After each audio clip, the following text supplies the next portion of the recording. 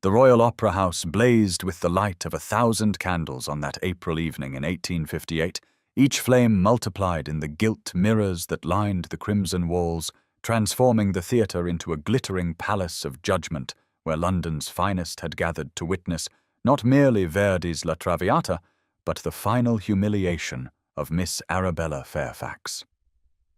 She sat alone in box 7 on the second tier, her spine rigid against the red velvet cushions, her gloved hands clutching the mother-of-pearl opera glasses so tightly that her knuckles had gone white beneath the silk. The box that should have held her parents, her younger sister, perhaps an aunt or two, stood conspicuously empty except for her solitary figure, a testament to the scandal that had been brewing for 3 weeks since that fateful evening at Lady Pemberton's political salon, where Arabella had committed the unforgivable sin of possessing and voicing an opinion. The air in the opera house was thick with expensive perfumes, the cloying scent of hothouse roses, the waxy smell of candles burning in their crystal sconces, and beneath it all, the sharp metallic tang of her own fear. Below on the stage, Violetta was singing of love and sacrifice, the soprano's voice soaring toward the painted ceiling where cherubs frolicked in eternal spring. But Arabella heard none of it, for her attention was fixed with horrible fascination on the figure now ascending the small set of stairs at the side of the stage. Lord Thomas Gardiner, her former betrothed, the man who had courted her for 6 months with what she had foolishly believed was genuine affection, now stood in the spotlight looking resplendent in his evening clothes, his fair hair gleaming gold, his handsome face arranged in an expression of dignified pleasure. The conductor had paused the performance, the orchestra falling silent as Lord Gardiner raised his hand to address the assembly, and Arabella felt the world begin to tilt on its axis. "It is my great honor," Lord Gardiner's voice rang out across the hushed theatre, "to announce my betrothal to the charming Miss Lydia Fairfax, whose gentle disposition and proper demeanor represent the finest qualities of English womanhood." The words struck Arabella like physical blows, each one carefully chosen to wound, for everyone present understood the implicit contrast being drawn. Lydia, her own cousin, her father's brother's daughter, was everything Arabella was not. Young at 19, sweetly compliant, pretty in a conventional way with golden ringlets and china blue eyes, and most importantly, she had never expressed an opinion on anything more controversial than the weather. The applause that erupted was deafening, a roar of approval that seemed to shake the very foundations of the opera house. And as one, the assembled audience turned to look up at box 7, where Arabella sat exposed in her solitude. She could feel their eyes upon her, hundreds of gazes ranging from pitying to gleeful, all finding her alone in the box that should have held her family, but stood empty because her parents had refused to attend, too ashamed of their outspoken daughter to show their faces in society. From the adjacent box, voices carried clearly through the thin partition, not even bothering to lower their tones. "Poor Arabella Fairfax," a woman's voice dripped with false sympathy. "To be cast aside for her own cousin. They say she argued with Lord Gardiner about women's education at the Pemberton salon. Can you imagine? A woman arguing with her betrothed about politics. No man wants a wife who thinks herself his equal." Another voice joined in, this one male and dismissive. "At 28, she will not recover from this. Her outspoken nature has finally cost her everything. First the engagement, now her family's regard. I heard Lord Fairfax himself said she had brought shame upon their house." Arabella's breath was coming in short gasps now, her corset suddenly impossibly tight, the boning digging into her ribs as her chest heaved. The theatre seemed to be spinning, the 3 tiers of boxes blurring together into a dizzying spiral of red and gold, faces leering down at her from every direction. She had known this moment was coming, had steeled herself for it ever since the rumours began circulating that Lord Gardiner had transferred his attentions to Lydia. But knowing and experiencing were vastly different things. To sit here alone while he proclaimed his love for her cousin, to hear him praise the very qualities that were the opposite of everything Arabella was, to feel the weight of society's judgment crushing down upon her like a physical force. It was more than she could bear. Her vision began to darken at the edges, grey creeping in like fog on the Thames, and she knew with distant clarity that she was about to faint. Through the gathering darkness, she became aware of another gaze, different from the mocking stares of the crowd. Across the theatre, in one of the most prominent boxes, sat the Duke of Wentworth, Frederick Wentworth, a man she had never spoken to, but knew by reputation as London's most eligible bachelor and most confirmed recluse.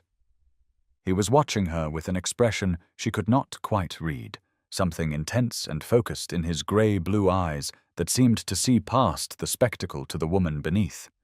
His face was all sharp angles and aristocratic planes, his dark hair swept back from a high forehead, his tall frame elegant in perfectly tailored evening clothes. For a moment their eyes met across the glittering expanse of the opera house, and Arabella felt something shift in her chest, though whether it was her heart or simply the tightening of her stays, she could not say. Then the darkness claimed her completely. The opera glasses slipped from her nerveless fingers, clattering against the brass rail of the box, before tumbling to the carpeted floor with a muffled thud.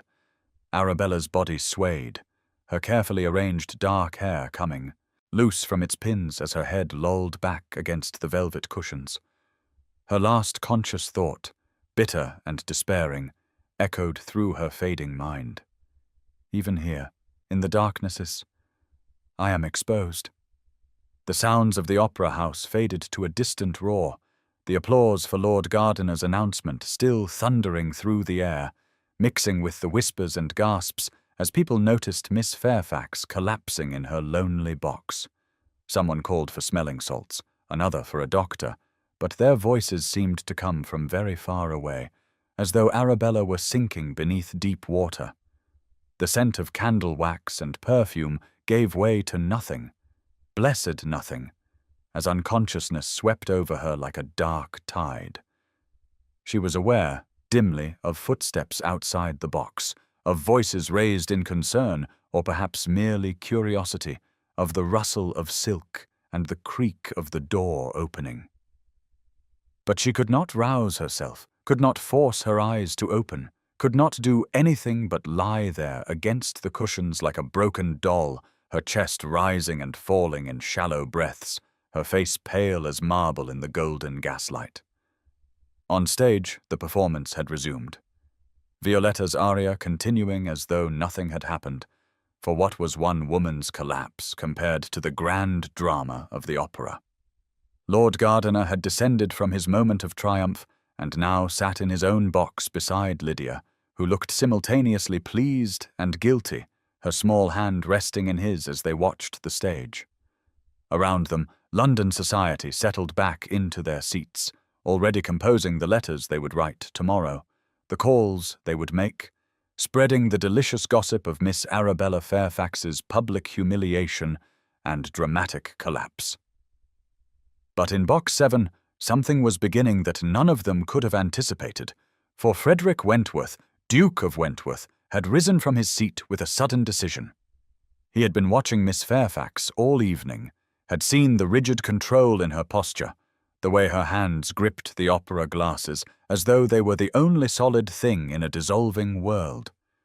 He had attended the Pemberton Salon 3 weeks ago, had stood in the back of the crowded drawing-room and listened as she spoke with passionate eloquence about the need for women's access to education, quoting Mary Wollstonecraft and John Stuart Mill with equal facility, her eyes blazing with conviction. He had watched Lord Gardiner's face grow progressively more furious as his betrothed refused to back down from her arguments, and he had known then that the engagement was doomed. What he had not anticipated was this public cruelty, this deliberate choice to announce a new betrothal in the very place where Miss Fairfax would be most exposed and most alone. The calculated malice of it had stirred something in Frederick that he had thought long dead, a fury at injustice that he had learned to suppress during his years in Parliament, watching greater and lesser men alike crush those who dared to challenge convention. But watching Arabella Fairfax collapse, seeing her crumple like a flower beneath too heavy a frost, he found he could suppress it no longer. He murmured a brief excuse to his sister Henrietta, who sat beside him, her eyes wide with concern, and then he was moving, striding from his box with long, purposeful steps, his evening cape swirling behind him. Other gentlemen might send a servant, might wait for someone else to respond to a lady's distress, but Frederick Wentworth had never been like other gentlemen, and he had no intention of leaving Arabella Fairfax to the tender mercies of the gossiping masses who even now were craning their necks to get a better view of her unconscious form. The corridor outside the boxes was a chaos of movement, ushers rushing about, several matrons exclaiming loudly about the shocking scene, gentlemen standing in clusters discussing whether someone should fetch Lord Fairfax, though everyone knew he had not attended. Frederick ignored them all, his destination fixed, his purpose clear. He reached box 7 just as a flustered usher was fumbling with the door handle, and with a single look, Frederick dismissed the man, entering the box alone and closing the door firmly behind him. The lock turned with a decisive click as he pocketed the key, and finally, in the sudden quiet, he turned to look at the woman who had occupied his thoughts for 3 weeks, the woman whose words had awakened something in him that he had believed forever dormant. Consciousness returned to Arabella in fragments, like pieces of a shattered mirror slowly reassembling themselves into a coherent whole. First came awareness of the velvet cushions beneath her, softer now than she remembered, and then the realization that she was no longer slumped awkwardly against the side of the box, but seated properly in one of the gilt chairs, her head supported by what felt like a folded evening cape. The scent reached her next, sandalwood, and something else, something distinctly masculine that cut through the cloying perfumes and candle wax that had overwhelmed her before. Her eyelids fluttered open, and the world swam into focus, the golden gaslight of the opera house seeming dimmer now, more intimate, and with a jolt of alarm she realized she was no longer alone. The Duke of Wentworth knelt beside her chair, his tall frame folded with surprising grace, one knee touching the carpeted floor of the box, while the other supported his weight. In his hand he held a crystal glass of water, the liquid catching the candlelight and throwing prismatic reflections across his aristocratic features. His grey-blue eyes, intent and unwavering, were fixed upon her face with an expression that sent a tremor through her already weakened body. Arabella's first instinct was to bolt upright, to flee, but her limbs felt heavy and uncooperative, her corset still too tight though someone had loosened the ribbons at her throat. "Your Grace," she managed to whisper, her voice hoarse and trembling. "You should not be here. If we are discovered, I shall be utterly ruined." The words came automatically, drilled into her by years of social conditioning, even as her mind registered the absurdity of worrying about propriety when her reputation lay already in tatters on the opera house floor. Frederick Wentworth's expression did not change, though something flickered in those winter sea eyes, something that might have been amusement or might have been anger. She could not tell. He extended the glass toward her with steady hands, though she noticed the tension in his jaw, the white line around his compressed lips that spoke of fury held rigidly in check. "You are already ruined in their eyes, are you not?" he said quietly, his voice a low rumble that seemed to resonate in her chest. "What is the worth of a society that punishes intelligence and rewards vapid compliance? I learned long ago that the tone's approval is worthless currency." The words struck her with almost physical force, not because they were cruel, but because they were true, because they gave voice to thoughts she had harbored in secret for years, but never dared speak aloud. She took the glass from him with trembling fingers, their hands not quite touching, though she felt the heat of his skin through her gloves. As she raised the water to her lips, desperately thirsty, she watched him over the rim of the glass, trying to understand what was happening. The Duke of Wentworth was kneeling in her opera box, had somehow moved her from the floor to the chair, had locked the door, she now noticed with a fresh surge of panic, and was looking at her not with pity or derision, but with something that looked remarkably like admiration. Outside the box, the sounds of intermission swirled in a chaotic symphony of laughter and gossip and hurrying footsteps. She could hear voices discussing her collapse, ladies speculating about whether she had done it deliberately for attention, gentlemen wagering on whether Lord Fairfax would send her to the country in disgrace. A sharp knock sounded at the door, and an usher's anxious voice called out, "Miss Fairfax, are you quite well? Shall I fetch a physician?" Frederick did not even turn his head, his gaze remaining locked on Arabella's face as he completely ignored the interruption. After a moment, the footsteps retreated, though she could hear the usher muttering to someone about locked doors and propriety. "I watched them circle you like ravens, Miss Fairfax," Frederick said, his voice still quiet but carrying an edge sharp enough to cut. "I will not permit them to pick your bones while you are still breathing." Arabella set the glass down on the small table beside the chair with a click that seemed too loud in the confined space. The box felt smaller now, with both of them inside it, more intimate, the walls pressing in until the world seemed to have contracted to just this gilded cage, suspended above the empty. Below, the curtain was drawn for intermission, creating an odd sense of suspension, as though time itself had paused. "Why do you care what happens to me?" she asked, and was proud that her voice came out stronger now, less shaking. "We have never even been properly introduced." It was true. They moved in overlapping but distinct social circles. She a mere gentleman's daughter, while he was a duke, one of the most powerful men in England, sought after by every matchmaking mamma with a daughter to dispose of, and yet remaining resolutely unmarried at 36. She knew of him by reputation only, had heard whispers of his brilliance in Parliament, his vast estates, his preference for intellectual pursuits over social ones, but they had never exchanged so much as a word. Frederick reached up and began removing his evening gloves, peeling the soft leather from his long fingers with deliberate precision. The gesture was shockingly intimate, the kind of thing a man did in private, not in company, and Arabella felt heat rise to her cheeks as she watched. When his hands were bare, he offered one to her, palm up, an invitation rather than a command. "Allow me to help you sit up properly," he said. "You are still pale, and I fear you might faint again if you move too quickly." She hesitated only a moment before placing her gloved hand in his bare one, feeling the warmth of his skin through the thin silk. His grip was firm but gentle as he helped her shift in the chair, adjusting the cape behind her head so she could sit more upright. When he was satisfied with her position, he settled back on his heels, but did not release her hand, and she found she did not want him to.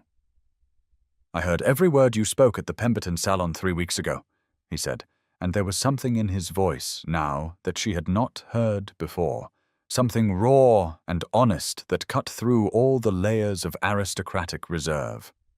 "Your argument for women's access to university education was the most compelling speech I have heard in a decade of parliamentary sessions.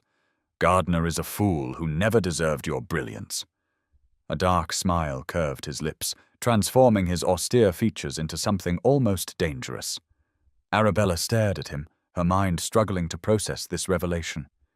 He had been there, at the salon, had heard her speak.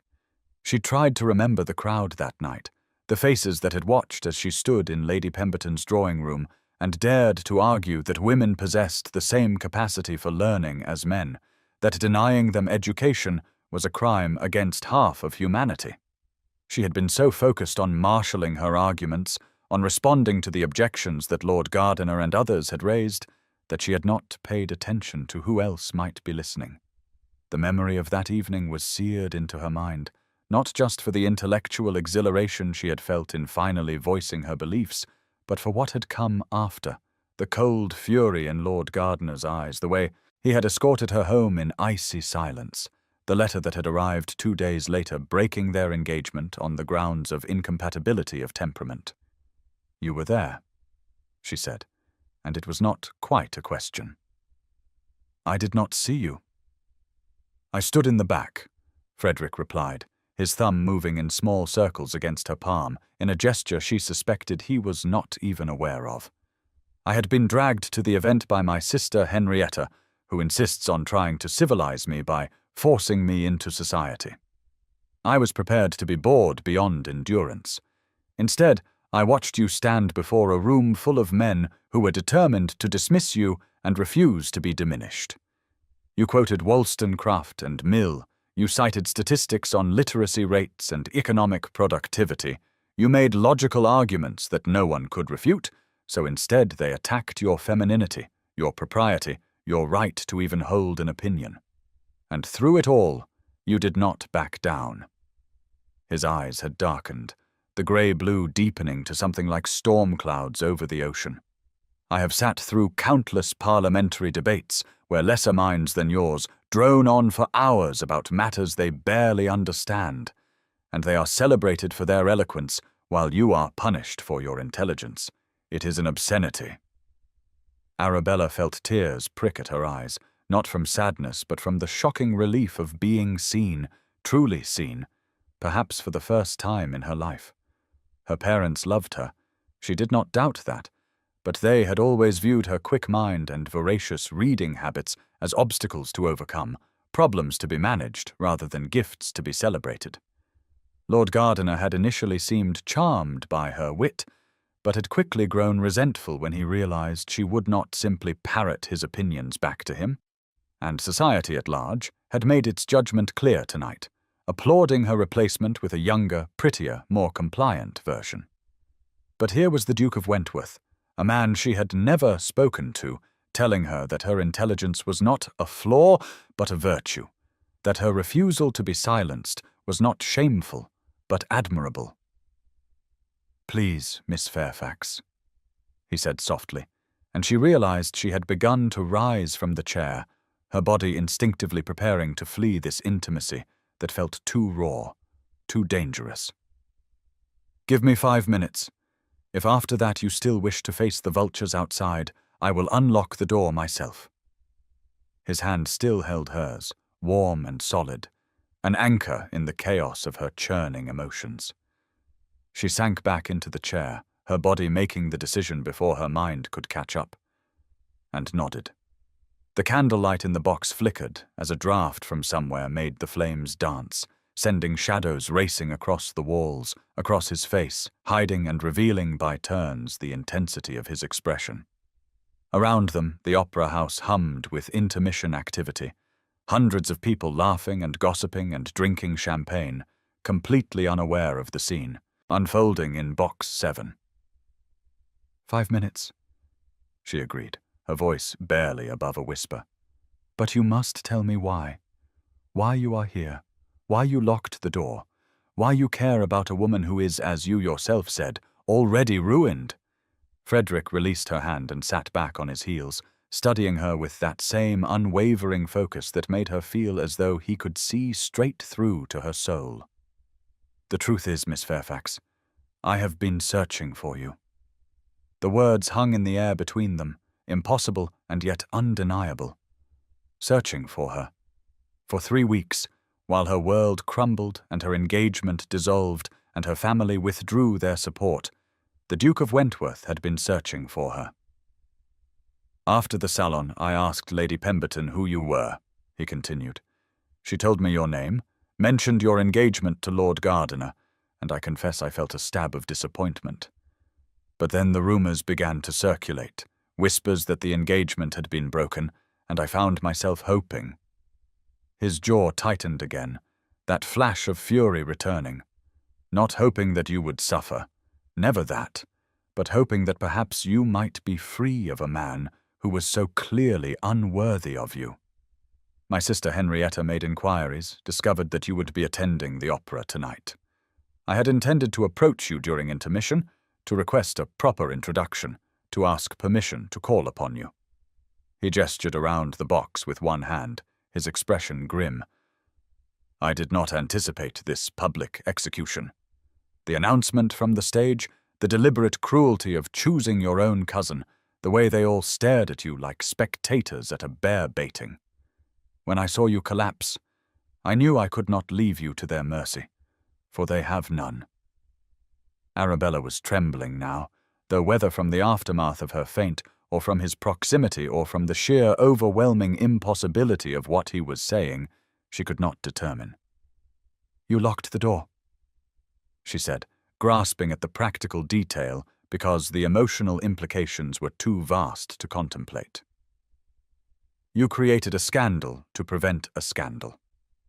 A slight smile tugged at the corner of his mouth.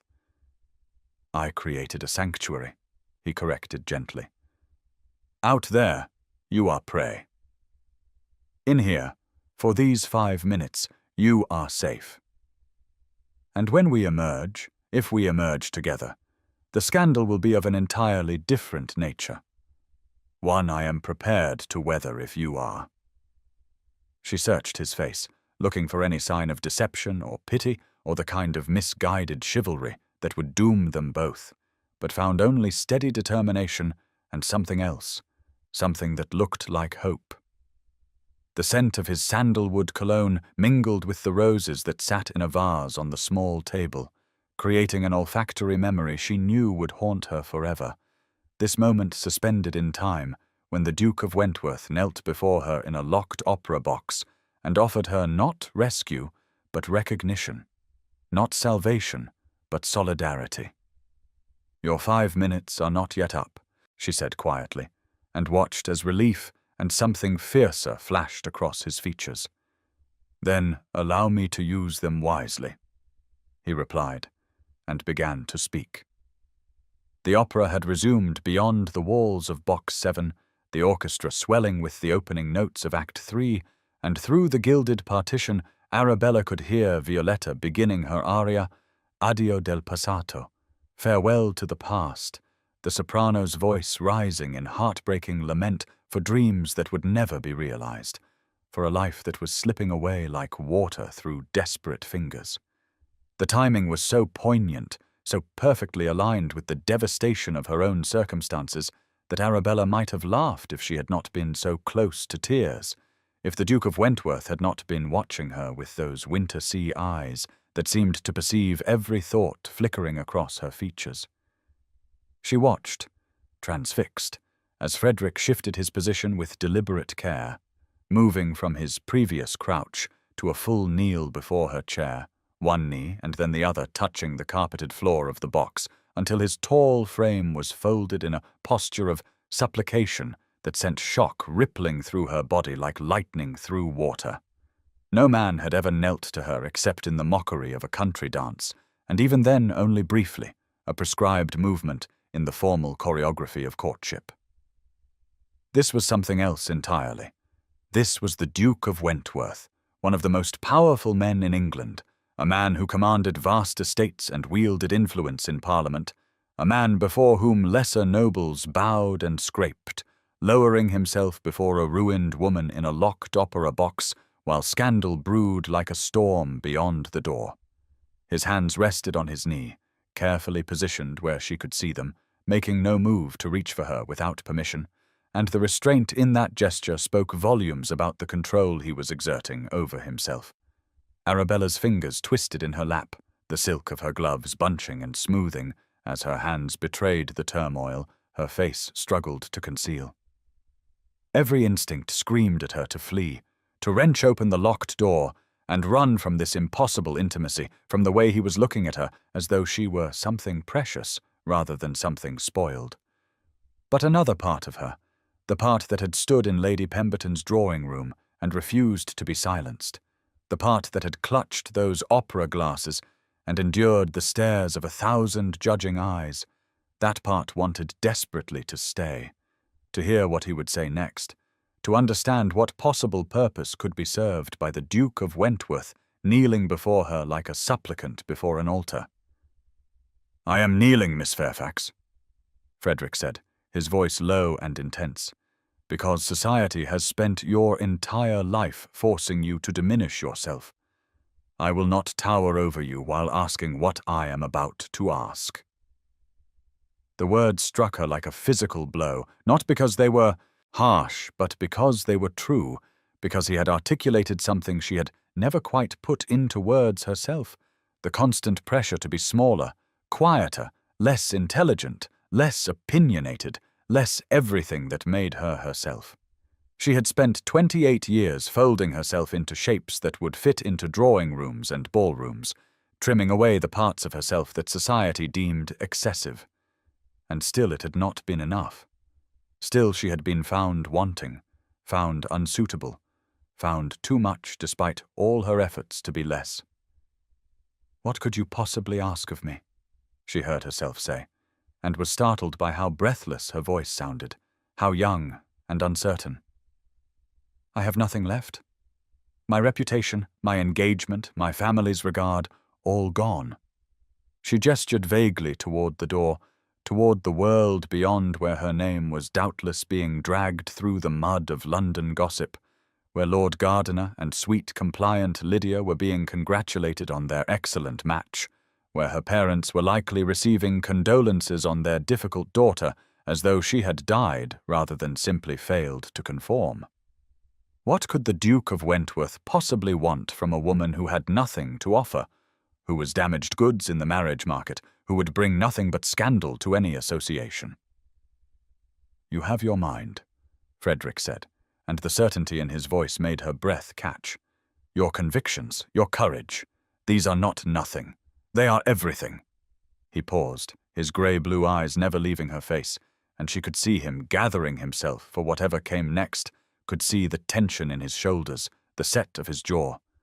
"I am kneeling because I wish to ask permission to court you, openly, before all of London." The words hung in the air between them, impossible and crystalline, and for a long moment Arabella could do nothing but stare at him. Court her, openly, before all of London. The Duke of Wentworth, the most eligible bachelor in England, the man who had rejected countless beautiful, well-connected young women, wanted to court her, the scandalous, outspoken, ruined Miss Arabella Fairfax. A laugh bubbled up from her chest, half hysteria and half disbelief, escaping her lips before she could stop it. "You are mad," she said, shaking her head as though she could physically dislodge the absurdity of what he was proposing. "Your Grace, you are the most sought-after bachelor in England. You could have any woman, young, beautiful, properly behaved. Why would you shackle yourself to scandal for someone like me? Someone who argues about politics and quotes philosophy and cannot seem to keep her opinions to herself, no matter how many times she is told that such behavior is unbecoming. Someone who is 28 and outspoken and has just been publicly humiliated by her own cousin." The catalogue of her flaws felt endless, each one a weight she had carried for so long that she had almost forgotten they were supposed to be defects, rather than simply facts of her existence. Frederick's expression did not change, though something softened around his eyes, something that might have been tenderness or might have been understanding. "I do not want any woman," he said quietly. "I want the woman who stood in Lady Pemberton's drawing-room and argued that intelligence has no gender, who quoted Mary Wollstonecraft and John Stuart Mill in the same breath, who made me feel, for the first time in a decade of drawing-room conversations, that I was not alone in seeing the world's absurdities." His hands remained on his knee, but she could see the tension in his fingers, the way they pressed into the fabric of his evening trousers, as though he were physically restraining himself from reaching for her. "I have spent years watching men of inferior intellect pontificate about matters they barely comprehend, while brilliant women are forced to smile and nod and pretend they have no thoughts of their own. I have watched society celebrate mediocrity in men while punishing excellence in women, and I have been complicit in it by my silence, by my withdrawal from the social world, by my refusal to challenge the status quo.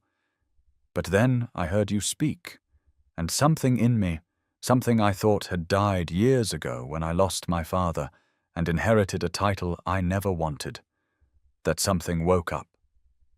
Tears were forming in Arabella's eyes now, blurring her vision so that Frederick's kneeling form seemed to waver in the candlelight, like a mirage that might vanish if she blinked.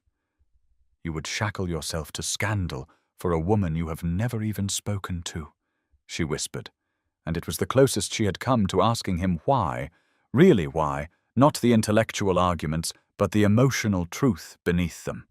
What could possibly motivate such madness, such willingness to overturn his entire life for someone he did not know? Spoken to, no, Frederick acknowledged, and now there was something raw in his voice, something unguarded that made her heart clench in her chest. "But I have listened to you, and I find I cannot stop. For 3 weeks I have thought of nothing else.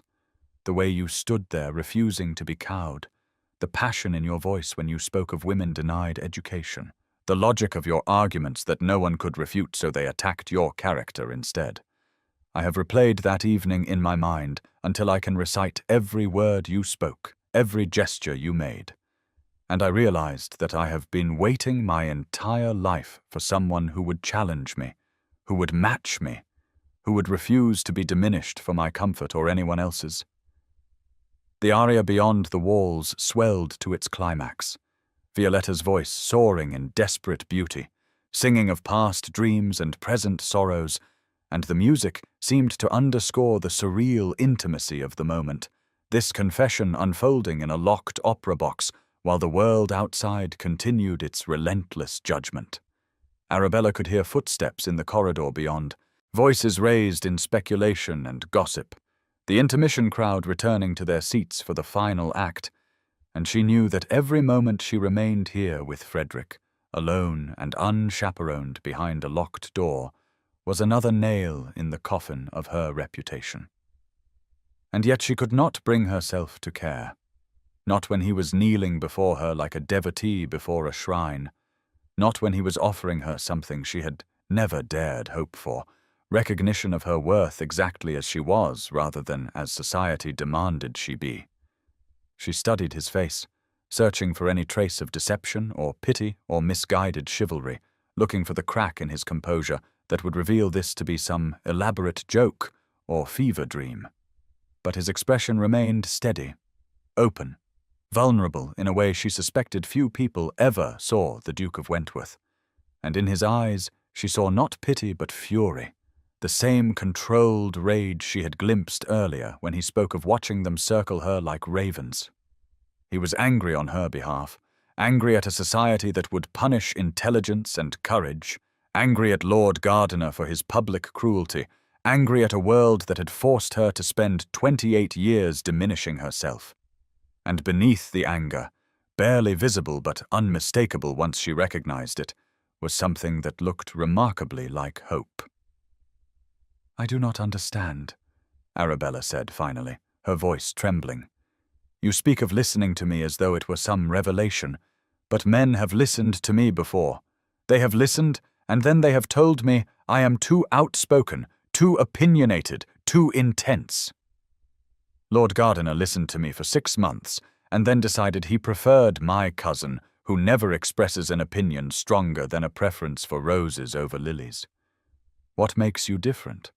What makes you believe that you will not grow tired of my arguments, that you will not eventually wish for a quieter, more compliant wife?" The word wife had slipped out before she could stop it, presumptuous and revealing, and she felt heat rise to her cheeks. Frederick's lips curved in a slight smile, not mocking, but genuine, as though her slip had pleased him rather than embarrassed them both. "What makes me different?" he repeated slowly, considering the question with the seriousness it deserved. "I suppose the answer is that I do not want to be comfortable, Miss Fairfax. I have been comfortable for years, surrounded by people who agree with everything I say, who treat my words as though they were handed down from on high simply because I have a title and wealth and power. It is suffocating. It is soul-destroying. It has made me into someone I barely recognize, someone who hides in his estates and avoids society because he cannot bear one more vapid conversation about the weather or the latest fashions. But when I heard you speak, when I watched you refuse to back down even as the room turned against you, I felt something I had not felt in years. I felt alive." He shifted slightly, adjusting his position without rising, keeping himself at her eye level, keeping himself in that posture of supplication that was transforming this conversation from a mere request into something sacred. "You asked what I could possibly want from you when you have nothing left," he continued. "But you have everything wrong, Miss Fairfax. You think your reputation is destroyed, and perhaps by society's narrow standards it is. You think your family's regard is lost, and perhaps that is true as well, though any family that would withdraw their love because you dared to think for yourself is not worthy of your grief. You think you have nothing to offer, but the truth is you have everything. You have a mind that challenges and provokes and refuses to accept easy answers. You have convictions that you are willing to defend even when it costs you dearly. You have courage enough to stand alone in an opera box and endure the judgment of hundreds.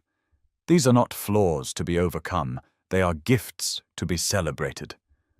And I want to spend my life celebrating them, if you will permit me."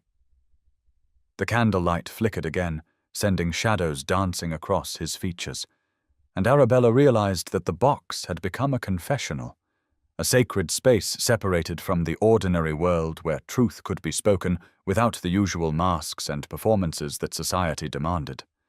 Outside, the scandal was brewing. People were speculating about what was happening behind the locked door of Box 7. Reputations were being shredded and reassembled in the gossip mills of London. But inside, something new was beginning, something that had nothing to do with society's rules and everything to do with two people recognizing in each other a kindred spirit, a fellow X from the suffocating conformity of the ton. "But this is madness," Arabella whispered, though she could hear the weakening in her own protest, the way her objections were crumbling beneath the steady weight of his certainty. "You would court me openly, you said. Do you understand what that means? The gossip, the speculation, the way people will talk. They will say I have ensnared you somehow, that I am using feminine wiles to trap a duke into marriage. They will say you are mad or bewitched or suffering from some temporary insanity. Your friends will counsel you against it, your family will object, and every matchmaking mama in London will see me as the enemy who stole their prize." "Let them talk," Frederick said, and there was steel in his voice now, the voice of a man who had commanded estates and made decisions in Parliament that affected thousands. "Let them speculate and gossip and invent whatever fantasies please them. I stopped caring about their opinions years ago, Miss Fairfax. The only opinion that matters to me in this moment is yours. Do you want me to court you?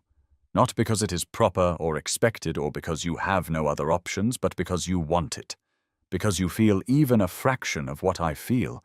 This sense that I have finally found someone who sees the world as I do, who will not accept injustice simply because it is traditional, who will challenge me and argue with me and make me think. That is what I am asking, not for your gratitude or your resignation to circumstances, but for your genuine desire to embark on this journey together." Arabella's breath caught in her throat as she absorbed the full weight of what he was offering. Not rescue, but partnership. Not salvation, but solidarity. Through the walls, Violetta's aria came to its tragic conclusion, the final notes hanging in the air like a benediction or a warning. Farewell to the past, indeed. And Arabella understood that she stood at a crossroads, that her answer to Frederick's question would determine not just the next weeks or months, but the entire trajectory of her life. She could refuse, could insist that he unlock the door and leave her to face the consequences of tonight's humiliation alone, could retreat to her family's country estate and live out her days as the cautionary tale mothers told their daughters about the dangers of being too clever. Or she could take the hand he was offering, could step into this impossible scandal and make of it something transformative, could stop apologizing for her intelligence and start celebrating it. Her fingers had stopped their nervous twisting and now lay still in her lap, and she realized that despite the chaos of the evening, despite the faint and the humiliation and the locked door, she felt calmer than she had in weeks, as though some fundamental question had finally been answered. Frederick rose from his kneeling position with fluid grace, retrieving the key from his waistcoat pocket and turning it in the lock with a decisive click that seemed to echo through the small space like a gunshot. The sound of the mechanism disengaging brought reality crashing back into their intimate sanctuary. The muffled roar of intermission conversation suddenly sharp and immediate, and Arabella felt panic surge through her veins like ice water. Her instinct, honed by 28 years of social conditioning, screamed at her to flee, to slip out through whatever side entrance she could find, and disappear into the London night before anyone could see her emerging from a locked box with the Duke of Wentworth, before the scandal could solidify into something permanent and inescapable. She rose from the chair on trembling legs, her hand reaching for the door handle, but Frederick moved to block her path without actually touching her, his tall frame filling the narrow space between her and escape. "You may leave alone through the side entrance," he said quietly, his voice steady despite the intensity burning in his grey-blue eyes. "Or you may walk with me to my box, where my sister awaits, and sit with my family for the final act. The choice is entirely yours, Miss Fairfax. I will not compel you, but I will tell you this. If you walk away now, you will be walking away alone, and they will interpret your solitary departure as shame, as an admission that something illicit occurred here. But if you take my arm, if you walk with me through those doors and sit in the most prominent box in this theatre, you will be making a statement that you have nothing to be ashamed of, that you choose to associate with me as openly as I choose to associate with you." The words hung between them like a challenge and an invitation, and Arabella understood that this was the true test, not the private confession in the locked box, but this public declaration, this moment where she would either retreat into the shadows or step into the blazing light of society's judgment and dare them to look away. Her whole body was shaking now, fear and exhilaration warring in her chest until she could barely breathe. But beneath the terror was something else, something that had been growing since Frederick first knelt before her and told her that her mind and courage and convictions were everything. It was exhaustion, bone-deep and soul-weary, the accumulated weight of years spent diminishing herself, making herself smaller and quieter and less threatening. Apologizing for her intelligence and hiding her opinions and pretending to be something she was not. And she was so desperately tired of it, so tired of the constant vigilance required to monitor every word and gesture, so tired of watching brilliant thoughts die unspoken because speaking them would make her unsuitable, so tired of being told that everything that made her herself was somehow wrong. Frederick stood waiting, his arm not yet extended but ready, his expression patient, and she realized that he understood exactly what he was asking of her, that this was not some thoughtless, gallant gesture, but a deliberate choice to offer her a different path. "Take my arm," she heard herself say, and her voice came out stronger than she expected, clear and certain despite the trembling in her limbs. "I am done hiding." The smile that broke across Frederick's face was like sunrise after a long night, transforming his austere features into something radiant, and he extended his arm to her, with a small bow that managed to be both formal and intimate. She placed her gloved hand on his sleeve, feeling the solid warmth of his arm beneath the fine fabric of his evening coat, and together they turned to face the door. He pulled it open, and the full force of the opera house's social arena crashed over them like a wave, the noise and light, and hundreds of eyes turning as one to witness the Duke of Wentworth emerging from Box 7 with the ruined Miss Arabella Fairfax on his arm. The grand corridor that circled the second tier was packed with the intermission crowd, ladies in silks and satins of every color, jewels glittering at throats and wrists and in elaborately dressed hair, gentlemen in severe black evening clothes that somehow emphasized rather than muted their peacock displays of wealth and status. The air was thick with expensive perfumes, French scents that cost more than most people earned in a year, and beneath it the sharp animal smell of gossip, of scandal being born and fed and allowed to grow into legend. Every head turned, every conversation stopped mid-sentence, and the whispers began like wind through dry leaves, rustling and growing, until they became a roar. "The Duke of Wentworth," someone breathed, the words carrying in the sudden hush. "With Arabella Fairfax. But she has been ruined." Another voice, louder, less concerned with discretion. "They were locked in that box together for nearly 20 minutes. What could possibly have been happening?" And then, from somewhere in the crowd, a different tone entirely. "Perhaps His Grace sees something we have all missed." Frederick stood utterly still for a moment, allowing the crowd to absorb the scene, allowing their shock to register and their speculation to begin. And then he began to walk, his stride measured and authoritative, the crowd parting before him, not out of deference to Arabella, but out of instinctive respect for his rank and bearing. Arabella felt the trembling intensify as they moved through the gauntlet of stares and whispers, felt her knees threatening to buckle, but Frederick's hand came down to cover hers where it rested on his arm, warm and steady and solid, anchoring her to this moment and this choice. His touch was gentle, but his grip was firm, and she understood that he would not let her fall, that he would support her through this ordeal, even as he demanded that she walk through it with her head high. They navigated past clusters of gossiping matrons whose fans snapped open and shut like the beaks of hungry birds, past young ladies who stared with expressions ranging from envy to horror, past gentlemen who studied Frederick with calculation in their eyes, as though trying to determine whether his associations with scandal would diminish his political power, or perhaps, perversely, enhance it. And then, inevitably, they came face to face with Lord Thomas Gardiner and Miss Lydia Fairfax, who stood near the grand balustrade with several other members of their party, their expressions of triumph from earlier in the evening transforming into something quite different as they registered the sight before them. Lydia's face was a study in conflicting emotions, guilt and triumph warring for dominance, her china blue eyes wide and her rosebud mouth forming a perfect O of shock.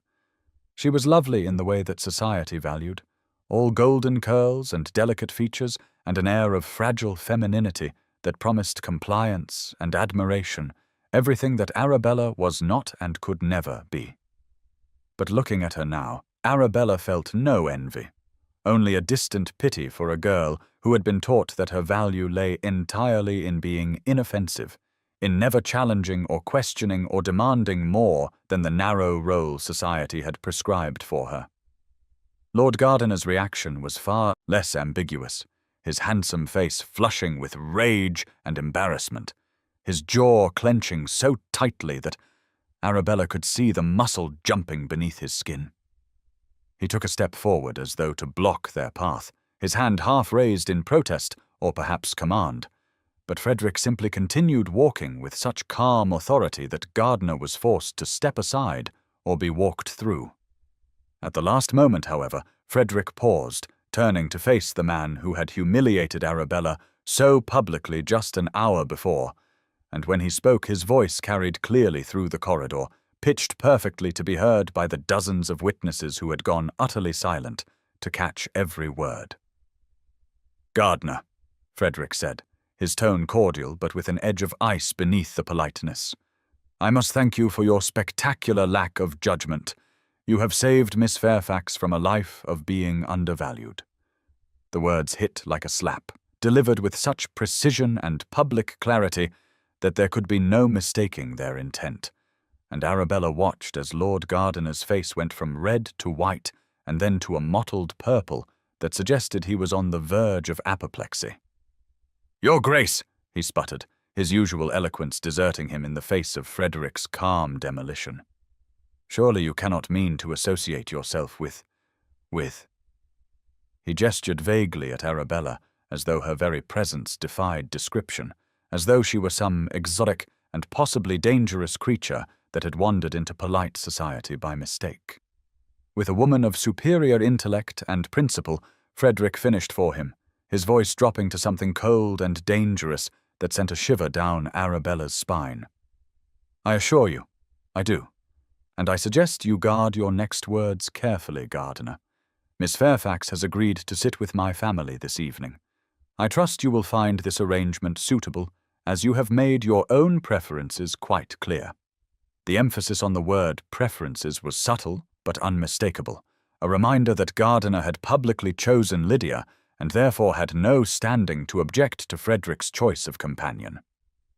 The crowd around them had pressed closer now, no longer even pretending not to listen, their faces avid with the thrill of witnessing a confrontation between two powerful men over a woman who by all rights should have slunk away in shame. But Arabella was not slinking, was standing straight and tall beside Frederick, her hand still on his arm, her chin raised in defiance of every expectation. She could see the calculations running behind Gardiner's eyes, the realization that challenging the Duke of Wentworth in public would be social and possibly political suicide, that whatever had happened in Box 7, Frederick's choice to claim Arabella so openly meant that opposing him would carry consequences Gardiner was not prepared to face. The moment stretched, taut as a wire, and then Gardiner stepped back with a jerky bow that conveyed fury barely, restrained. "Your Grace," he said through gritted teeth. "Miss Fairfax."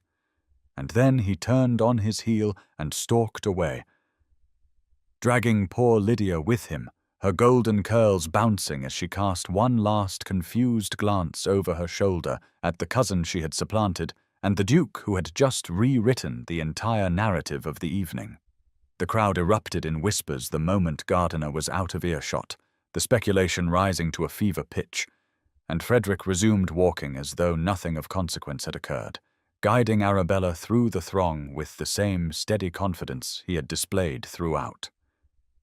They climbed the stairs to the center tier where the most prominent boxes were located, each step taking them higher into the stratosphere of London society. And Arabella was aware of eyes following their progress, of fingers pointing and fans fluttering, and the constant susurrus of gossip that would by tomorrow morning have transformed this evening into legend. Box 3 stood at the very center of the tier, the most visible and therefore most prestigious location in the entire opera house, a position reserved for royalty and the highest nobility, and standing at its entrance was a woman who could only be Frederick's sister. Lady Henrietta Brandon was perhaps 30 years old, tall and elegant with the same aristocratic features as her brother, but softened by warmth that radiated from her smile. She wore deep blue silk that brought out the color of her eyes, and as Arabella and Frederick approached, she stepped forward with her hands extended in welcome, no trace of judgment or disapproval in her expression. "Miss Fairfax?" she said warmly, her voice carrying the same cultured tones as Frederick's, but with a musical quality that suggested laughter always lurking just beneath the surface. "My brother has spoken of nothing but your speech on education for 3 weeks. I am delighted you have finally been properly introduced. Please, join us." The simple kindness of the greeting after the gauntlet of stares and whispers nearly undid Arabella's composure, tears pricking at her eyes as she allowed Henrietta to draw her into the box. Inside, the space was larger and more luxuriously appointed than Box 7, with velvet cushions in deep burgundy and gilt moulding that caught the candlelight and threw it back in warm reflections. Several other people were already seated, members of Frederick's family and close circle, and they rose as Arabella entered, their faces registering surprise but, following Henrietta's lead, arranging themselves into expressions of welcome rather than censure. Frederick guided her to a seat at the front of the box, the most visible position, and took the chair beside her, his presence a bulwark against the stares she could feel boring into her back from every direction. Below, the stage was prepared for the final act, the curtain still down, but the orchestra tuning their instruments in preparation, though Arabella suspected that very few people in the audience would be paying attention to Verdi tonight, not when the real drama was unfolding in the boxes above. Henrietta settled on Arabella's other side, creating a protective formation that was subtle but unmistakable, and leaned close to murmur so that only Arabella could hear. "You are braver than you know, my dear. What Frederick has just done, what you have just done, it will change everything. The scandal will be enormous, but it will also force people to choose sides, and you may be surprised by who stands with you. Not everyone in society is as narrow-minded as Gardiner and his ilk. Some of us have been waiting for someone to challenge the tyranny of convention." Arabella turned to look at this woman who was offering alliance to a stranger. This sister, who had apparently listened to Frederick speak of her for 3 weeks and decided that anyone who could inspire such devotion in her notoriously reclusive brother was worth defending. "Thank you," she whispered, her voice thick with emotion. "You do not know me. You have no reason to." Henrietta smiled and patted her hand. "I know that you made my brother feel something again," she said simply. "For years he has been going through the motions of life, managing estates and attending Parliament and doing his duty, but there has been no joy in it, no passion. Then he came home from the Pemberton salon and talked for 2 hours about a woman who quoted Wollstonecraft and refused to be silenced. I have not seen him so animated in a decade. That is reason enough." The lights in the opera house began to dim, signaling the start of the final act, and the audience reluctantly settled into their seats, though the buzz of conversation did not diminish. Arabella sat in the most prominent box in the Royal Opera House, the Duke of Wentworth on one side and his sister on the other, aware that hundreds of eyes were upon her, that her name was being spoken in every corner of the theatre, that by tomorrow morning all of London would know that the ruined Miss Arabella Fairfax had emerged from a locked box with the Duke and been escorted to sit with his family in a public declaration that could mean only one thing. 3 weeks had passed since that night at the opera, 3 weeks during which Arabella and Frederick's courtship had become the scandal of the season, dissected in every drawing room and debated in every gentleman's club, the subject of countless letters and morning calls and shocked pronouncements about the decline of proper behaviour. The Duke of Wentworth's library had become their sanctuary during this siege, a room lined floor to ceiling with books that spoke of worlds beyond London's narrow confines, leather-bound volumes on philosophy and science and literature that Frederick had collected over years of searching for minds that matched his own. The afternoon light streamed through tall windows that faced the garden, creating bars of gold across the Turkish carpet with its intricate patterns of crimson and deep blue, and the air smelled of old paper and tobacco and the faint sweetness of the tea that Henrietta had ordered, brought up an hour ago. Arabella sat in one of the leather chairs near the fireplace, where a small fire burned against the April chill, a copy of John Stuart Mill's On Liberty open in her lap, while Frederick stood by the windows reading passages from a parliamentary report on education reform, his voice animated as he pointed out the flaws in the committee's reasoning. Henrietta occupied the settee near the door, ostensibly reading but actually serving as chaperone, her presence a concession to propriety that Frederick insisted upon even as he flouted every other social convention by receiving Arabella nearly every afternoon for the past 2 weeks. It had been a peaceful interlude, these stolen hours of conversation where Arabella could speak freely without fear of censure, where her opinions were not just tolerated but actively sought, where she and Frederick could debate philosophy and politics and literature with a passion that left them both exhilarated.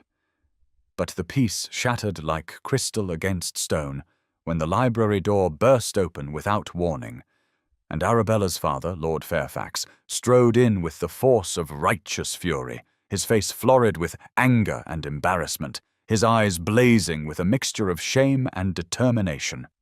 Behind him came Arabella's mother, Lady Fairfax, her face pale and her hands twisting in anxiety, her eyes already brimming with tears.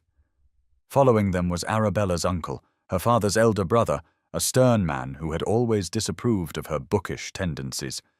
And then, most devastatingly, Frederick's own mother, the Dowager Duchess of Wentworth, a tall, elegant woman in her 60s, whose aristocratic features were set in lines of cold disapproval. Several other relatives crowded in behind them, aunts and cousins and family connections, until the library that had felt so spacious and peaceful moments before became oppressively crowded, the air thick with judgment and the weight of familial authority. Arabella rose instinctively from her chair, the book sliding from her lap to the floor with a thud that seemed too loud in the sudden tension, her spine stiffening as her father's gaze fell upon her like a physical blow. Frederick set down his parliamentary report with deliberate care and moved to stand beside her, his tall frame radiating controlled fury, every muscle taut with the effort of restraining himself from ordering these invaders out of his private sanctuary. Henrietta had risen as well, one hand on the bell pull beside the door, ready to summon servants if necessary. Her expression transformed from relaxed contentment to alert wariness. Lord Fairfax wasted no time on pleasantries, his voice booming in the enclosed space as he addressed his daughter as though Frederick were not even present. "Arabella, this folly must end. You have shamed our family. Enough! Lord Gardiner has generously agreed to overlook this indiscretion if you apologize publicly and retire to our country estate." The words were so absurd, so utterly disconnected from reality, that Arabella almost laughed. Gardiner, who had publicly humiliated her by announcing his engagement to her cousin from the opera stage, had generously agreed to overlook her indiscretion in being courted by a duke. The logic was so twisted that it revealed the depth of her father's desperation to restore what he perceived as family honor, his willingness to sacrifice his daughter's happiness to the idol of social respectability. "I will not apologize for being courted by a man who values my mind, father," Arabella said, and was pleased that her voice came out steady and clear, despite the trembling in her limbs. "And I will not hide." Her hand found Frederick's instinctively, their fingers intertwining in a gesture of solidarity that did not escape the notice of their assembled families. Lord Fairfax's face darkened further, if such a thing were possible, and he took a step forward as though he might physically drag his daughter away. But the Dowager Duchess raised one gloved hand in a gesture that commanded attention, her cold blue eyes sweeping over Arabella with an appraisal that made her feel like livestock being assessed for purchase. "My dear girl," the Dowager said, her voice cultured and reasonable, which somehow made her words more cutting than if she had shouted. "You must understand. Frederick requires an heir. You are 28. The risks at your age, the complications that might arise. Surely you see that a younger woman would be more suitable for." Frederick cut in before his mother could finish, his voice like steel, hard and unforgiving in a way that Arabella had never heard from him before. "Mother, you will not speak of Miss Fairfax as though she were a broodmare. Her age is irrelevant to me." The Dowager's eyebrows rose in surprise at her son's tone, clearly unaccustomed to being contradicted so directly, but she rallied quickly, her expression shifting from false kindness to genuine concern. "Frederick, be reasonable. She is outspoken, past her prime, and now thoroughly scandalous. You could have anyone. Any young woman of good family and proper breeding. Think of your duty to the line, to the family name. Every young lady in London would be honored to." "Anyone," Frederick interrupted again, his hand tightening around Arabella's in a grip that was almost painful, but felt like an anchor keeping her grounded in the face of this assault. "Yes, I have heard this argument from every corner of London for the past 3 weeks. I could have anyone, meaning I could have any vapid, compliant girl who would agree with everything I say and never challenge me and produce heirs on schedule like a well-trained mare. And I have chosen. Arabella Fairfax is the most extraordinary woman I have ever encountered. If this family cannot see her worth, that speaks to your poverty of vision, not hers." The words rang through the library like a bell, clear and uncompromising, and Arabella felt tears prick at her eyes, though whether from gratitude or the sheer relief of having someone defend her so absolutely she could not say.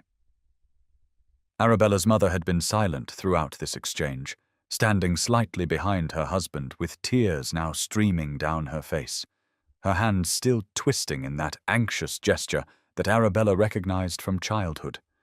She loved her daughter, Arabella did not doubt that, but she was terrified for her, terrified of what would become of a woman who defied society so openly, who threw away respectability for the uncertain promise of love.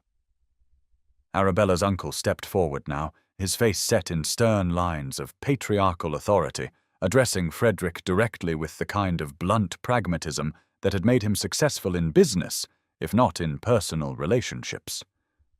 "Your Grace, think of your legacy, your line. A younger woman could give you many children, ensure the succession. Miss Fairfax is, forgive me for speaking plainly, nearly past childbearing age. The risks she mentioned are very real. And beyond that, her outspoken nature, her scandalous behavior at that salon, her refusal to conform to proper feminine conduct, these are not qualities that make for a suitable duchess. Surely you must see that passion, however genuine, is a poor foundation for a marriage that will impact not just your personal happiness, but the future of one of England's great families." Frederick released Arabella's hand, and she felt a moment of panic, a fear that he was stepping away. But instead he turned to face her, taking both her hands in his and raising them between them in a gesture that was both protective and declarative. His grey-blue eyes met hers with such intensity that the rest of the room seemed to fade, the angry relatives and the oppressive atmosphere and the weight of their judgment all becoming background noise to this moment of connection between them.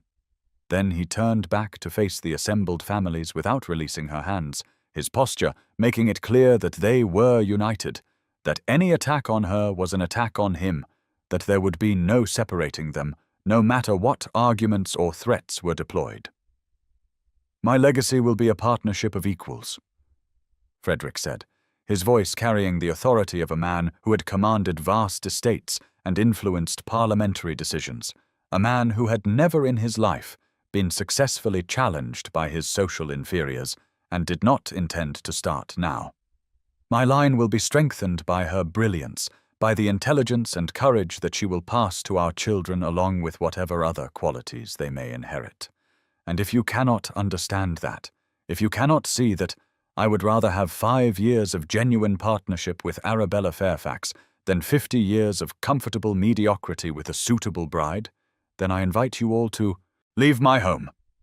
The room erupted in protest, voices overlapping in a cacophony of objection and pleading and outrage. Lord Fairfax was sputtering about disinheritance and family disgrace. Arabella's uncle was invoking duty and responsibility. Several of the aunts and cousins were adding their voices to the chorus of disapproval, and through it all, the Dowager Duchess remained silent, her cold blue eyes fixed on her son with an expression that Arabella could not quite read, something between disappointment and grudging respect. Henrietta's hand had moved to actually grip the bell-pull now, ready to summon the servants to escort these people out if Frederick gave the word, her loyalty to her brother absolute even in the face of their formidable mother. Lady Fairfax had sunk onto the settee near the door, overcome by the drama unfolding before her, her tears flowing freely now as she watched her daughter stand hand in hand with the Duke, while her husband threatened and blustered and made everything worse with his intransigence. The afternoon light streaming through the windows seemed harsh now rather than golden, illuminating every line of anger and fear and judgment on the faces arrayed around the library, and Arabella was aware of her reticule sitting on the side table, where she had set it upon arrival, her gloves folded neatly beside it, evidence of the peaceful afternoon that had been so violently interrupted. Above the mantel, the portrait of Frederick's late father watched the scene with painted eyes that seemed to hold some mixture of amusement and approval, and Arabella found herself wondering what this man would have thought of his son's choice, whether he would have stood with the dowager in demanding a suitable bride, or with Frederick in choosing love and partnership over convention. Frederick raised his voice to cut through the chaos, the command in his tone silencing the protests as effectively as a conductor's baton halting an orchestra. "And if you require an announcement to make this clear," he said, his words falling into the sudden quiet like stones into still water, "I intend to marry Miss Fairfax. with or without your blessings." The declaration hung in the air, transforming everything in an instant. This was no longer speculation or courtship or scandal to be managed. This was an explicit statement of intent from the Duke of Wentworth that he would wed the outspoken, scandalous 28-year-old Miss Arabella Fairfax, regardless of what anyone in this room or in London society thought about it. Arabella felt the world tilt on its axis, heard her mother's gasp and her father's strangled sound of protest, saw the dowager's face freeze in an expression of utter shock. Frederick had not proposed to her, not in the formal sense, had not yet knelt before her with a ring and asked for her hand in marriage, but he had just declared his intention to do so before both their families in terms that left no room for misunderstanding or hope that he might be dissuaded. Lord Fairfax found his voice first, his face now purple with apoplectic rage. "You will do no such thing!" he roared, pointing an accusing finger at his daughter. "Arabella, I forbid this union. You will return home with us immediately, and you will end this unsuitable association. If you refuse, if you persist in this shameful behavior, I will have no choice but to disown you. You will have no dowry, no family support, nothing. You will be completely cut off." The threat was meant to terrify, to force compliance through financial and social pressure, but Arabella felt something shift inside her, the last chains of filial obedience snapping like threads. She had spent her entire life seeking her father's approval, moderating her behavior and hiding her intelligence, and trying desperately to be the daughter he wanted rather than the woman she was. And it had never been enough. It would never be enough, because the version of herself that he would approve of did not actually exist, was a fiction that she could never successfully embody, no matter how hard she tried. "I am sorry, Father," she said, and meant it despite everything. Sorry for the pain this was causing him, even as she refused to sacrifice herself to prevent it. And now's the time to stop and subscribe to our channel. Every subscriber brings us closer to 1,000, which helps us keep these stories alive and coming your way. If you enjoyed this video, don't forget to like it and drop a comment telling us where you're watching from. It's always amazing to see how far these tales travel across the world. Now let's continue. 2 months had passed since that siege in the library. 2 months during which the battle lines had been drawn and redrawn, families had taken sides or withdrawn in disapproval, and London society had watched with avid fascination as the Duke of Wentworth and Miss Arabella Fairfax continued their scandalous courtship despite every obstacle placed in their path. Lord Fairfax had made good on his threat of disinheritance, cutting Arabella off completely and forbidding any member of the family from communicating with her, though her mother had defied this edict by sending secret letters filled with tears and recriminations and desperate pleas that Arabella reconsider before it was too late. The Dowager Duchess had withdrawn to the country in protest, declaring that she would have no part in her son's ruin, though Henrietta reported that even in her exile she was being worn down by Frederick's absolute refusal to bend, his calm insistence that Arabella was and would remain his choice, regardless of who approved or disapproved.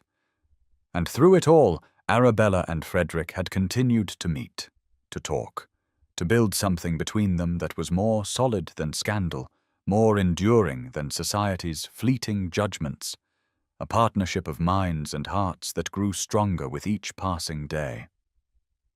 On this evening in late June, as twilight painted, the London sky in shades of rose and gold, Arabella sat in a carriage beside Henrietta, heading toward a destination that Frederick had refused to reveal, despite her increasingly creative attempts to extract the information.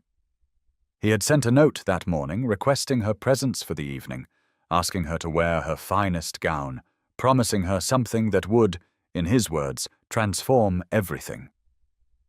Henrietta had arrived to collect her with a smile playing at her lips and an absolute refusal to provide any hints beyond assuring Arabella that Frederick had been planning this for weeks and that she should trust him. The carriage turned onto Bow Street, and Arabella felt her heart begin to race as she recognized where they were heading, the familiar facade of the Royal Opera House rising before them in the fading light. The last time she had been here, she had collapsed in Box 7, had fainted from humiliation and heartbreak, had believed her life was ending even as Frederick was preparing to enter it and change everything. Now, as the carriage drew to a halt at the entrance, she saw that the opera house was dark, no crowds milling about the doors, no carriages lined up to discharge their glittering cargo of London's finest. Henrietta squeezed her hand and said softly, "He has rented the entire theatre for the evening, just for you." The words struck Arabella like a physical blow, stealing her breath as the full implication registered. The entire Royal Opera House, one of London's grandest venues, rented for a single evening for a private performance for an audience of one. The extravagance was staggering, but more than that was the symbolism, the deliberate choice to return to the site of her greatest humiliation and transform it into something else entirely. Tears were already forming in her eyes as a footman opened the carriage door and helped her down, as Henrietta whispered that she would wait in the lobby, that this night was for Arabella and Frederick alone. The grand entrance hall was lit by what seemed like 1,000 candles, their flames reflected in the mirrors and gilt, until the space glowed like the inside of a jewel box, and standing at the center of it all was Frederick, resplendent in evening clothes, his grey-blue eyes fixed on her with an intensity that made her knees weak. He crossed to her in 3 long strides and took her hands in his, raising them to his lips in a gesture that was courtly and intimate at once.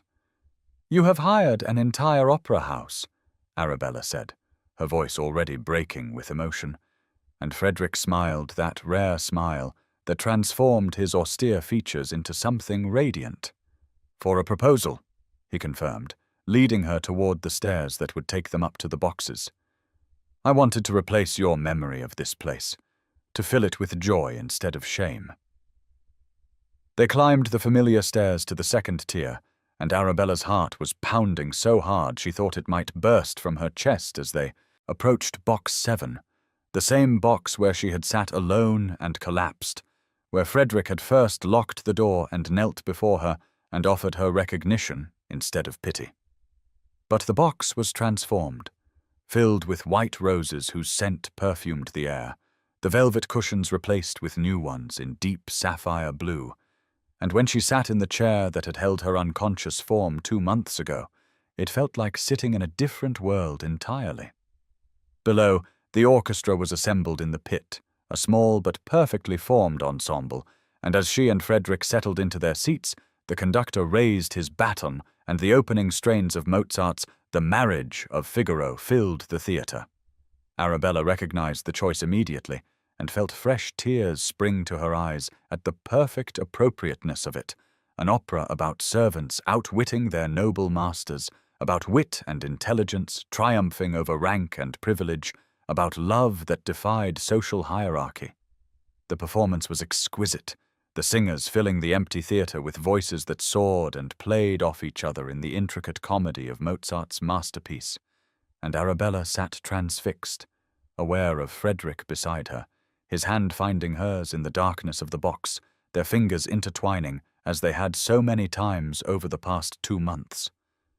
When the first act concluded and the curtain fell, Arabella turned to thank him for this extraordinary gift, but Frederick was already rising, offering her his hand with a smile that held both confidence and vulnerability. "Come with me," he said simply, and led her out of the box, down the stairs, not toward the exit, but toward the stage itself. They passed through a side door that led backstage, through the wings where the singers were resting between acts, and then Frederick was guiding her onto the stage itself, into the pool of golden light cast by the stage lamps that had been left burning. The vastness of the empty theatre spread before them, 3 tiers of boxes rising like layers of a wedding cake, all empty now except for Box 7, where they had been sitting moments before, visible above them as a reminder of where this journey had begun. The stage was covered in white roses, hundreds of them arranged in great cascading displays that turned the space into a garden, and the scent was overwhelming, beautiful, filling her lungs with sweetness as Frederick turned to face her. Arabella's hands were trembling now, her entire body shaking with the enormity of the moment, because she understood what was about to happen, had known from the moment she stepped into the opera house that this night would transform everything. But knowing and experiencing were vastly different things. Frederick took both her hands in his touch warm and steady, despite the emotion she could see flickering in his eyes. And then, with deliberate grace, he sank to his knees before her for the second time in this theatre, but this time in the full glare of the stage lights rather than the shadows of a locked box. Nothing hidden, nothing shameful, only the two of them and the choice they were making together. "The last time I knelt to you in this place," Frederick said, his voice carrying clearly through the vast space, it was in shadow, with the door locked. "Tonight, I kneel in the light with all the world invited to see, though I have chosen to keep this moment for us alone." His hands released hers long enough to reach into his coat and withdraw a small package wrapped in brown paper, and when he placed it in her trembling hands, she could feel through the wrapping that it was a book. "You collapsed in this theatre, Arabella," he continued, his eyes never leaving her face. "Humiliated by small minds who could not comprehend your worth. I wanted to replace that memory, to fill this space with joy instead of shame, to show you that the place where you believed everything ended was actually where everything began." Arabella unwrapped the package with shaking fingers, the paper falling away to reveal a book bound in worn leather, the pages yellowed with age, and when she read the title embossed in fading gold on the spine, A Vindication of the Rights of Woman by Mary Wollstonecraft, she understood the full measure of what he was offering her. This was a first edition, she realized, her bibliophile's eye recognizing the publication date of 1792, a book that had been scandalous in its time and remained controversial even 66 years later, a book that had argued for women's education and equality when such ideas were considered dangerous radicalism. Frederick had given her not just a valuable artifact, but a symbol of everything they stood for together, everything they were choosing to build despite society's opposition. "I told you once that I want the woman who argued for women's education," Frederick said, and his voice was rough with emotion now, the careful control slipping to reveal the depth of his feeling. "I want the woman who quotes philosophy and challenges convention. I want my equal, my partner, my fiercest ally." He reached out and opened the book to a page he had marked with a ribbon, pointing to a passage he had underlined in pencil, and Arabella read through her tears the words that Wollstonecraft had written more than half a century ago.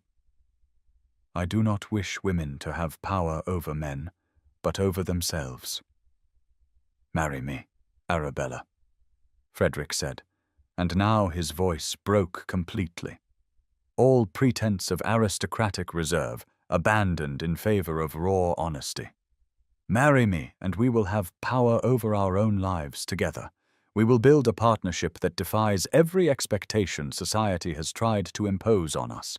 We will raise children, if we are blessed with them, to value intelligence over compliance, courage over conformity, truth over tradition. We will host salons where women can speak freely and men must listen. We will use my position and resources not to maintain the status quo, but to challenge it, to make space for others who have been told they are too much or not enough. Marry me and spend your life in conversation with me, arguing with me, teaching me, growing with me. Marry me because I cannot imagine a future without you in it, because these past 2 months have shown me what partnership truly means, because you have made me believe that love and respect and intellectual communion are not separate things, but different facets of the same precious whole." Arabella was crying openly now, tears streaming down her face as she clutched the book to her chest with one hand and reached out to cup Frederick's face with the other, feeling the slight roughness of his evening beard beneath her gloved palm, the warmth of his skin, the realness of this man who had seen her at her lowest moment and chosen not to rescue her, but to join her, to kneel beside her in the darkness and then lead her into the light. I never imagined, she managed to say through her tears, after everything, after the scandal and the families and the threats and the exile, that I could be this happy, that someone would see me, truly see me, and want not to change me, but to celebrate me. Frederick turned his head to press a kiss into her palm, a gesture so tender that fresh tears spilled over, and when he spoke again, his voice was steady with absolute certainty. Say yes, Arabella. Say yes, and I will spend every day ensuring you remain this happy, fighting beside you, against every force that would try to diminish either of us, building with you a life that is ours alone to define. Yes, she said, and the word came out as a sob and a laugh combined, all the joy and relief and overwhelming love she felt pouring out in that single syllable.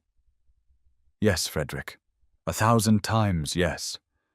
I will marry you and argue with you and challenge you and love you for the rest of my life. He surged to his feet and pulled her into his arms, the book pressed between them as he held her close, and she could feel his heart pounding against her chest in rhythm with her own. The orchestra, which had been silent during the proposal, suddenly burst into the triumphant finale of Figaro, the music swelling to fill the empty theatre as though the building itself were celebrating their union, and Arabella laughed through her tears at the perfect timing of it.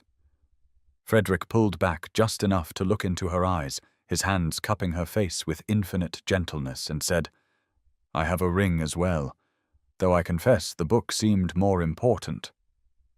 He reached into his pocket and withdrew a small velvet box, opening it to reveal a sapphire surrounded by diamonds, the deep blue of the stone exactly the color of the new cushions in box 7, and as he slid it onto her finger, Arabella understood that every detail of this evening had been planned with meticulous care, every element chosen to transform pain into joy, shame into celebration, ending into beginning.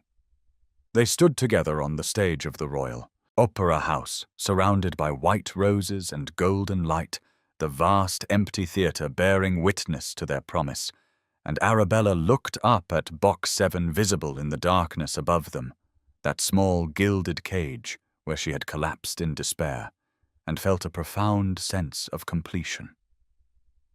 The woman who had fainted in that box had been broken by society's judgment, crushed under the weight of expectations she could never meet. But the woman standing on this stage was whole, was valued, was loved exactly as she was. Frederick followed her gaze upward and seemed to understand what she was thinking, because he said softly, From collapse to proposal, from darkness to light, from the end of one story to the beginning of another. Arabella turned back to him, this extraordinary man who had rented an opera house to replace her worst memory with her best, who had given her not jewelry but Wollstonecraft, who had knelt before her twice in this theatre, and both times offered her not rescue but recognition. We are rewriting the rules, she said, and it was not a question but a statement of fact, an acknowledgement of what they were undertaking together. Frederick smiled and kissed her forehead, her cheeks, and finally her lips in a kiss that was both chaste and filled with promise. We are rewriting the rules, he agreed, and I cannot wait to see what we write next. The orchestra played on, the music of triumph and wit and love overcoming obstacles filling every corner of the great theatre, and outside the Royal Opera House, London continued its eternal motion, unaware that inside two people were making vows that would change not just their own lives, but, in small ways, the world around them. Box 7 stood empty above them, a monument to where they had been, while the stage below held them in its golden light, a celebration of where they were going. And as Arabella leaned into Frederick's embrace, the first edition of Wollstonecraft still clutched in one hand and his ring gleaming on the other, she understood that she had finally found what she had been searching for all her life without knowing it. A partner who would kneel with her in darkness and stand with her in light, who would value her mind as much as her heart, who would choose her not despite her intelligence and courage and refusal to be diminished, but because of them, and who would spend the rest of their lives together building something that society said was impossible, but they knew was simply inevitable.